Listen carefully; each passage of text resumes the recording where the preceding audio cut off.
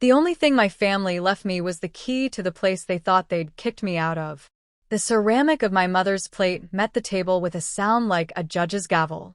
"We're dissolving the household," she announced, her eyes scanning the room but landing nowhere near me. 30 days. The buyers are eager. My brother, Liam, didn't look up from his phone. My father's sigh was less of protest and more of punctuation.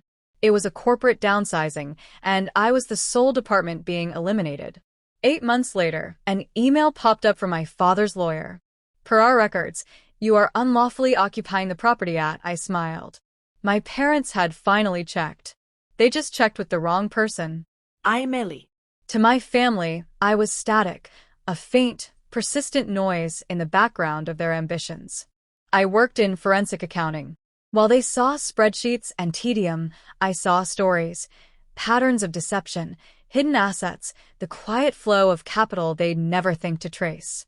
My skill was making the invisible visible, a trait they considered useless until it was used on them. Our home wasn't a nest, it was a portfolio.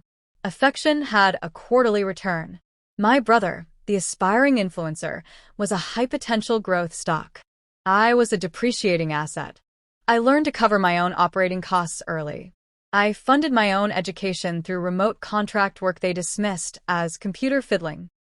My graduation wasn't attended. It was a line item they forgot to deduct. My sanctuary was a server I built from scavenged parts, humming in my closet.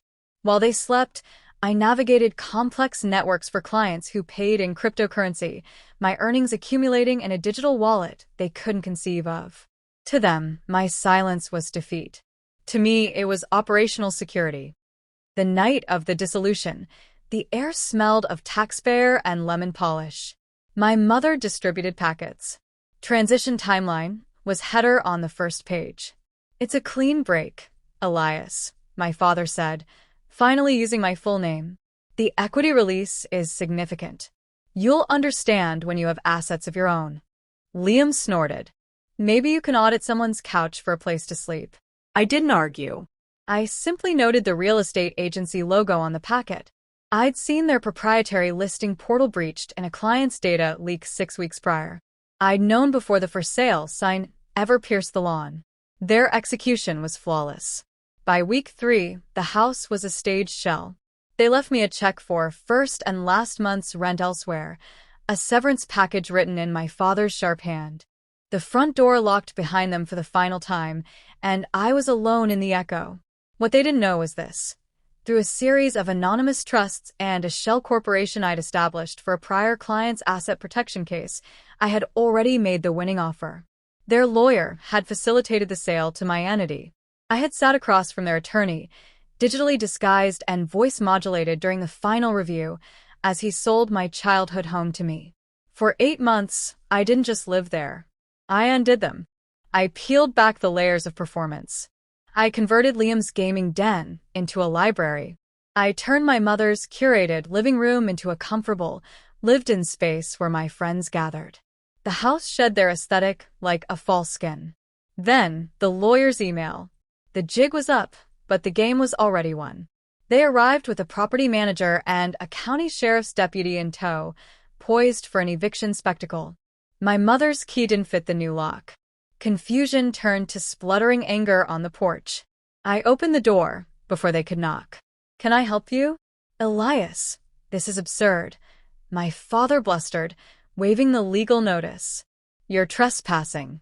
"I'm afraid there's been a misunderstanding," I said, my voice calm, the voice I used for nervous clients. I handed the deputy a notarized document from a folder I'd been holding.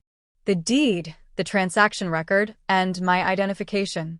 The property was purchased by Veritas Holdings, LLC, 8 months and 12 days ago. I am its sole beneficial owner. My mother's face was a masterpiece of recalculating fury. You what? With what? With the fees from tracing the embezzled funds for Cartwright Industries, I said, watching my father's eyes widen. He'd read about that case in the journal. And the retainer for the Swiss bank asset recovery. You told me to find a practical career. I did. Liam, phone finally down, just stared. The property manager began apologizing to the deputy. My mother shifted tactics, her voice cracking not with sorrow, but with leveraged guilt. Eli, we're exposed. The new build has defects. Liam's brand deal collapsed. We need liquidity.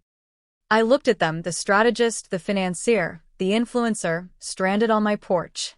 You dissolved the household, I said quietly. The transaction is complete. Your equity was released. My advice, as a professional, is to invest it more wisely than you invested in your family. I closed the door on their stunned silence. The deputy's muffled voice suggested they leave. The follow-up was a barrage, pleas wrapped in legal threats, sentimental appeals laden with subtext. An aunt sent a message about karma. I replied with 2 words: balance sheet.